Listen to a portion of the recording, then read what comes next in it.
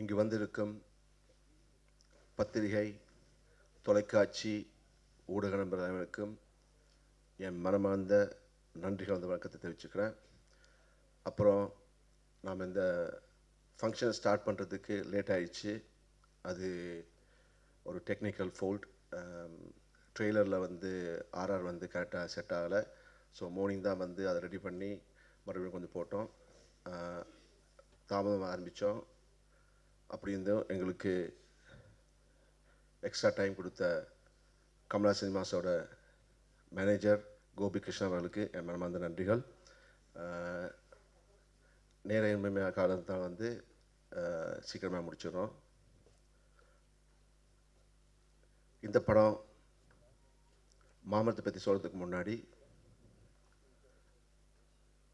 ஜெய் விஜயம் movie actually நாங்கள் எடுத்ததே AQ movies ஆப்பை லான்ச் பண்ணும்போது ஒரு ஸ்மால் பட்ஜெட்டில் நெட்ஃப்ளிக்ஸ் எல்லாமே பார்த்திங்கன்னா ஆரம்பத்தில் கண்டென்ட் சப்ஜெக்ட் வந்து நல்ல ஸ்ட்ராங்காக வச்சுக்கிட்டு ஒரு லோ பட்ஜெட்டில் நியூ கமர்ஸை வச்சு தான் அவங்க ஆரம்பித்தாங்க. நெட்ஃப்ளிக்ஸ் இவ்வளோ பெரிய ரேஞ்சுக்கு வந்துச்சுன்னா ஸ்டார்டிங் வந்து நல்ல கண்டென்ட் உள்ள சப்ஜெக்ட்ஸை வந்து அவங்க படம் வைக்கிறாங்க. ஸோ அதை மைண்டில் வச்சுக்கிட்டு ஒன்லி என்ன தவிர மற்ற எல்லாருமே நியூ ஃபேஸை வச்சு ஆரம்பித்த ஜெய் விஜயம் ஏக்யூ மூவிஸ் ஆப்புக்கு நல்ல வியூஸ், ரிலீஸ் ஆன 3 டேஸ்லேயே 3 lakhs வியூஸ், இப்போ 5 lakhs வியூஸை தாண்டிடுச்சு. ரொம்ப சந்தோஷமாக இருக்காங்க ஏக்யூ மூவிஸ் ஆப்போட இன்வெஸ்டர்ஸ் எல்லாருமே. ரொம்ப சந்தோஷமாக இருந்துச்சு. ஏக்யூ ஆப்போட இன்வெஸ்டர்ஸ் எல்லாருக்கும் ரொம்ப நன்றி எனக்கு இந்த தங்க செயினை போட்டதுக்கு.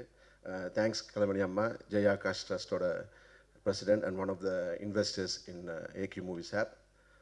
இதே எனக்கு பெரிய ஊக்கத்தை கொடுத்துருக்கு. அடுத்ததாக இப்போ மாமரம் படம் கூட ஏக்யூ மூவிஸ் ஆப் தான் வேர்ல்டு வைட் ரிலீஸ் பண்ண போகிறாங்க. பட் டெஃபினட்டாக வந்து தியேட்டர்ஸில் இப்போ ஜெய் விஜயம் படம் கூட நாங்கள் தியேட்டர்ஸ் தான் ரிலீஸ் பண்ணோம். பட் எங்கள் மெயின் ஃபோக்கஸ் ஆப்பில் இருந்துச்சு. தியேட்டர்ஸில் செகண்ட் வீக் கூட ரன் ஆகிட்டுருக்கு அண்ட் நிறைய தியேட்டர்ஸ் இன்க்ரீஸ் ஆகிருக்கு ஜெய் விஜயம். பட் ஜெய் விஜயம் படத்தை விட இந்த படம் மாமரம் டெஃபினட்டாக ஏக்யூ மூவிஸ் ஆப்புக்கு நல்ல பேரை வாங்கி கொடுக்கும், இன்னும் நிறைய பணம் சம்பாதி கொடுக்க நம்பிக்கை எனக்கு இருக்குது. ஏன்னா இது என்னுடைய ட்ரீம் ப்ராஜெக்ட். இந்த படத்தில் நீங்கள் பார்த்தீங்கன்னா நான் ஒவ்வொரு ஸ்டேஜஸ் ஆஃப் மை லைஃப், அதாவது 25 இயர்ஸை ஸ்டார்ட் பண்ணி 40 இயர்ஸில் முடிக்கிற மாதிரி இருக்கும்.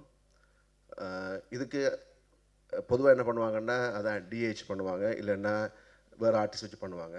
பட் நான் என்ன ஃபீல் பண்ணேன்னா அந்த ஃபீல் கேரி ஆகணும்னா ஒரே ஆர்டிஸ்ட் பண்ணால் தான் நல்லா இருக்குன்னு ஃபீல் பண்ணேன்.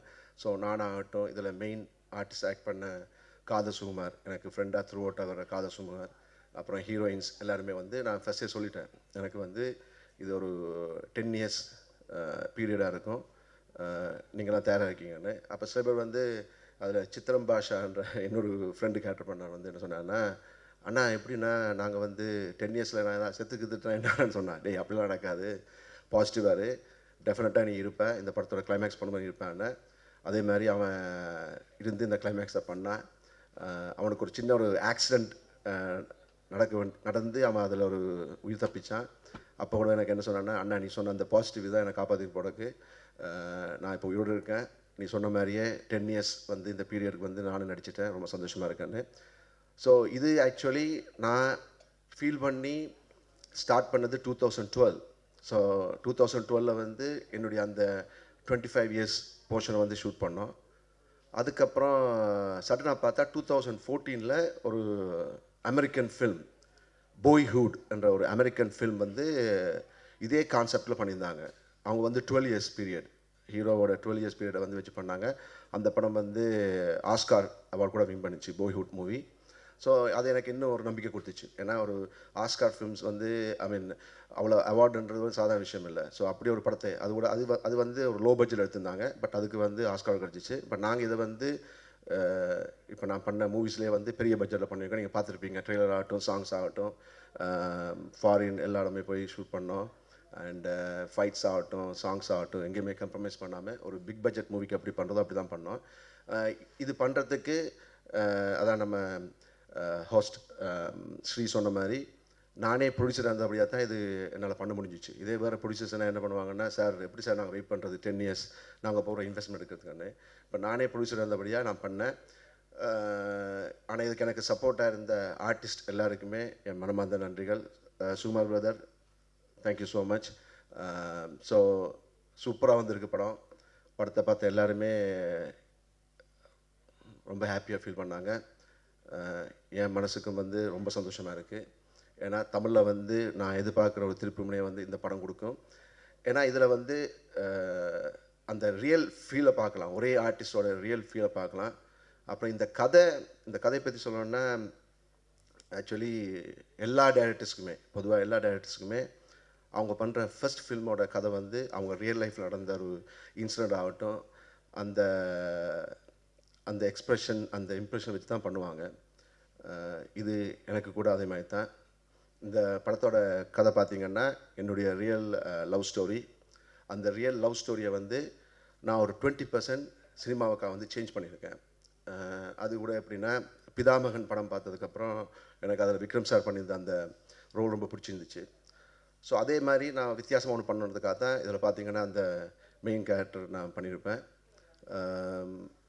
இந்த கதையில் என்னுடைய ரியல் லவ் ஸ்டோரியில் வந்து என்னை வந்து லவ் பண்ண பொண்ணு என்னை ஏமாற்றிட்டு பணத்துக்காக வந்து ஒருத்தரை கல்யாணம் பண்ணிடுச்சு. ஆனால் நான் வந்து என் காதலி வந்து அவள் நல்லவளாகவே இருக்கணும், நான் லவ் பண்ண பொண்ணு வந்து அவள் நல்லவளாக தான் இருக்கணும்னு சொல்லி நான் இந்த படத்தில் வந்து என் அந்த காதலி கதாபாத்திரத்தை பண்ண கேரக்டரை வந்து நான் பாசிட்டிவாக தான் ஃபினிஷ் பண்ணியிருக்கேன். ஏன்னா என்னை பொறுத்த வரைக்கும் நான் லவ் பண்ண பொண்ணு நல்லவ. ஸோ அதுதான் இதில் இருக்கும் மெயினாக என்னுடைய ஃபீலிங்ஸ். அதாவது இதில் நீங்கள் பார்த்தீங்கன்னா அழுகிற சீன்ஸ் எல்லாமே வந்து ரியலாக கிளிசரின் போடாமல் அழுதுருப்பேன். அதுக்கு நான் வந்து அந்த ஃபீல் இருந்துச்சு, என்னுடைய அந்த பெயின், லவ் பெயின் இருந்துச்சுல்ல, அந்த பெயின் தான் நான் வந்து படத்தில் காட்டியிருப்பேன். ஸோ ஒரு உண்மையான ஒரு லவ், ஒரு ட்ரூ லவரோட ஸ்டோரி தான் மாமரம். ஸோ மாமரம் எதுக்கு டைட்டில் வச்சுன்றது உங்களுக்கு ட்ரெய்லர் பார்க்கும்போது தெரிஞ்சிருக்கும். அடிக்கடி நாங்கள் அந்த மாம்பழம், அந்த மாங்கொட்டை வந்து காட்டியிருப்போம்.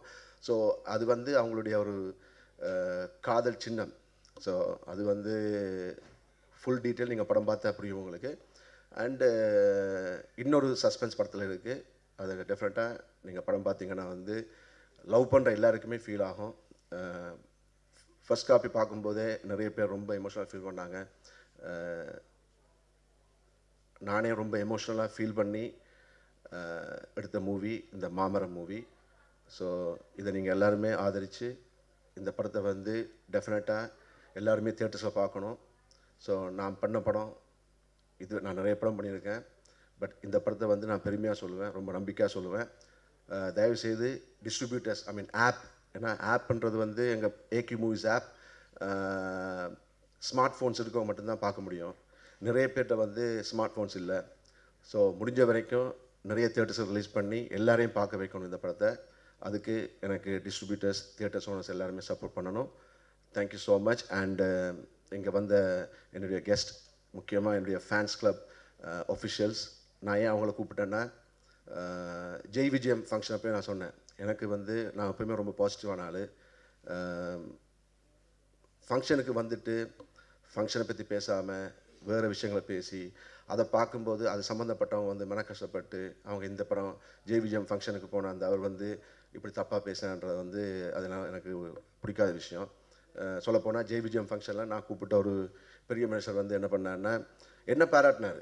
அதாவது என்னை வந்து ஜெய் ஆகாஷ் ராமகிருஷ்ணா படத்துலேயே பெரிய சக்ஸஸ்ஃபுல் ஹீரோவாக இருக்கணும், ஜெய் ஆகாஷ் வந்து அழகாக இருக்கார், ஜெய் ஆகாஷ் அதெல்லாம் சொன்னார். சொல்லிவிட்டு கடைசியில் என்ன பண்ணாருன்னா என் ஃபேன்ஸுக்கு நான் கொடுக்குற மரியாதை வச்சு வேறு நான் வந்து அவரை வந்து நான் அவ்வளோத்துக்கு நான் என்னுடைய ரோல் மாடலை பார்த்துட்ருக்கேன் அஜித் சாரை. ஸோ அஜித் சாரை பற்றி தப்பாக பேச எனக்கு பிடிக்கலை. ஸோ என்னால் வந்து அந்த ஸ்டேஜில் வந்து அவருக்கு சொல்ல முடியலை. ஸோ அந்த மாதிரி ஆளுங்களை வந்து எனக்கு கூப்பிட விருப்பம் இல்லை. ஃபங்க்ஷனுக்கு வந்துட்டு அவங்களுக்கு அட்டென்ஷன் கிடைக்கணுன்றதுக்காக மீடியா மேலே ப்ளேமை போட்டு மீடியா வந்து அந்த மாதிரி இன்னொருத்த பற்றி தப்பாக பேசினா தான் அதை வந்து கவரேஜ் பண்ணுவாங்கன்னு சொல்லி ஃபங்க்ஷனுக்கு வந்து எங்களையும் வந்து சங்கடத்தில் உண்டாக்கி அந்த செலிப்ரிட்டிஸையும் வந்து ரொம்ப ஃபீல் பண்ண வைக்கிறாங்க. அது எனக்கு விருப்பமே இல்லை. எனக்கு வந்து நான் எடுத்த படத்தை என்னுடைய ஃபேன்ஸ், என்னுடைய நண்பர்கள் யாரெல்லாம் வந்து இந்த படம் வந்து ஜெயிக்கணும், ஜெய் ஆகாஷ் ஒரு நல்ல ஹீரோன்னு சொல்லி ஆசைப்பட்றாங்களோ அவங்கள வச்சு பண்ண ஆசைப்பட்றேன். டெஃபினட்டாக வந்து இப்போ லாஸ்ட் டைம் ஜே விஜயம் ஃபங்க்ஷனை கூட எல்லாருமே போட்டாங்க, எல்லா பெரிய பெரிய சேனல்ஸ் எல்லாருமே வந்து கவரேஜ் பண்ணாங்க. ஸோ தப்பாக நினச்சிட்ருக்காங்க சில பேர். இப்போ கொஞ்சம் காலம் தான் இப்போ நடந்துகிட்ருக்கு. எல்லாருமே வந்து எல்லா ஃபங்க்ஷன்ஸுக்கும் போய் மற்றவங்களுக்கு தப்பாக பேசுது, சம்மந்தம் இல்லாமல் தப்பாக பேசினா அதைத்தான் ஹெட்லைனாக போட்டு நிறைய வியூஸ் சொல்லி எல்லோரும் தப்பாக நினச்சிட்ருக்காங்க. பட் மீடியா வந்து நல்ல விஷயங்களை ஆதரிப்பாங்க நம்பிக்கை எனக்கு இருக்குது. Thank you all, thank you, I love you all.